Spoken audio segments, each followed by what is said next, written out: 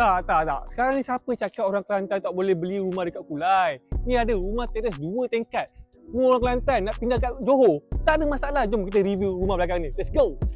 Macam biasa, kita start dulu dengan bahagian carport. Sebelum bahagian carport, kita tengok bahagian atas dulu. Dah siap awning dengan lampu.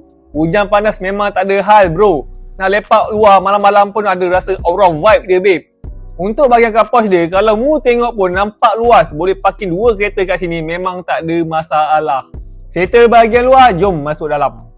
Masuk-masuk je rumah, ruang tamu dia terus memang nampak rasa luas, kemas, nampak eksklusif. Sebab rumah ni dah full renovation bro.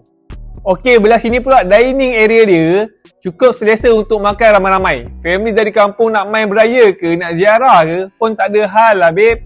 Rumah ni dah siap ada store, senang nak simpan barang. Tak adalah rumah ni nampak serabut weh.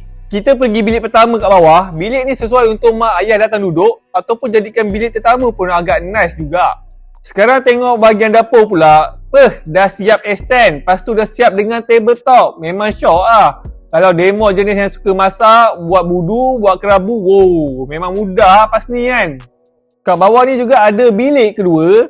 Boleh buat bilik anak ataupun buat mini office pun agak okey juga. Dan sebelah bilik ni ada juga toilet belah bawah sesuai untuk penghuni bilik bawah ataupun tetamu yang datang. Settle bahagian bawah, jom kita naik atas. Kat atas ni ada 2 bilik yang share 1 bilik air sesuai untuk anak-anak. Rumah ni memang sesuai untuk family yang besar. Okey, ni luas bilik yang ketiga dia dan ini luas bilik keempat dia. Dan ini toilet yang berkongsi dengan 2 bilik ini. Last sekali, ni dia master bedroom dia. Memang luas, selesa. Memang tempat rehat lah, paling best lepas penat balik kerja kan. Memang padu. Rumah ni freehold, non bumi, full renovation. Memang beli terus duduk. Tak payah pening fikir nak buat apa dah. Memang dah siap full renovation bro. Tekan link dekat bio saya sekarang. Saya bawa demo datang tengok depan mata. Tak tengok, demo takkan rasa. Kalau mu berminat, boleh tekan link dekat bio. Apa? Ciao.